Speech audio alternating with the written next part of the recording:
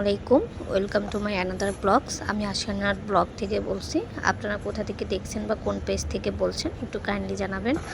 আর আমি একটা বিষয় বলি, এখানে দেখতে পাচ্ছেন যে চালের গুঁড়া নিয়েছি। এটা ব্ল্যাক রাইসের ইয়া মানে চালের গুঁড়া। এটার কেজি 700 টাকা। এটার প্রচুর পরিমাণ ভিটামিন থাকে। আমার মেয়ের পাপা আরিশের পাপা নিয়ে আসছে আর কি, উনি খাবে তার জন্য। তো যাই হোক, আরেকটা কথা বলি আমি এর পাশাপাশি। কোনো কথা বলতেই গেলে ধরেন মিনিট শেষ হয়ে যায়, কখন যে শেষ হয়ে যায় এটা আমি নিজেও কল্পনা করতে পারি না। আর লং দিলে তো আপনারা দেখতে চান না, তাই আমি ছোট করে দিচ্ছি। এর আগে একটা ভিডিও 3 মিনিটের ভিডিও মেক করছিলাম, কোনো একটা ভুলের কারণে থাম্বনেল অ্যাড করছিলাম, অনেক সুন্দর করে করেছিলাম, কিন্তু কেটে গেছে। এই জন্য আর এখন কোনো থাম্বনেল কোনো কিছুই অ্যাড করে নেই, এইভাবেই সাদাসিধে দিয়ে দিচ্ছি।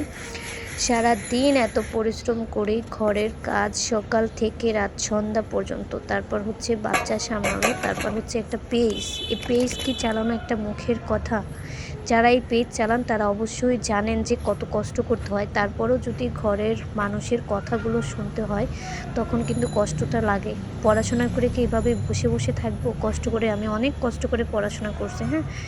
তো আমি চাই না যে একদম হাত ঘুটে বসে থাকি। তো আমাকে তো জব করতেই দিচ্ছে না। তারপরে আমি একটা পেজ চালাচ্ছি, তাতেও তার সমস্যা হচ্ছে। তো এগুলো কিভাবে মানা পসিবল? আমার নিজের ইনকামে যদি একটা টাকা হয়, আমি আমার বাবাকে দিতে পারি, আমার মাকে দিতে পারি, আমার বোনকে দিতে পারি, বা নিজের ইচ্ছে মতো একটা কিছু কিনতে পারি। অন্যের টাকা চাইলেই কি সহজেই পাওয়া যায়?